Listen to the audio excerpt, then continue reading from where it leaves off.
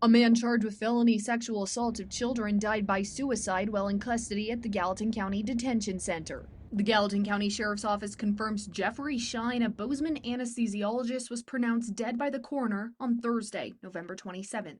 Under Sheriff Nate Kammerman tells MTN the suicide has been turned over to the Montana Department of Criminal Investigations. So an outside agency comes, in this case, an outside coroner also investigates as to the cause of death and whatnot. That matter has been turned over to them.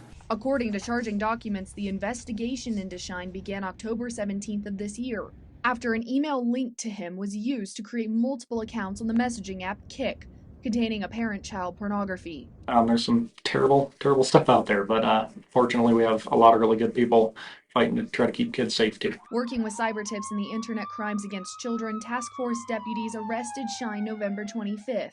We have a dedicated ICAC detective here in Gallatin County Sheriff's Office, and have that program up and running here so that we can address threats that come into our direct community here. Charging documents allege Shine engaged in explicit conversations with multiple users about sexually molesting male children, and claimed he once had, quote, hundreds of images of minors before losing them in a storage crash. Shine was a local anesthesiologist with the Gallatin Valley Anesthesia Associates and had privileges at the hospital since 2019. Shine also worked at other local medical facilities. Regarding workplace or anything like that, that is all part of the greater investigation going on.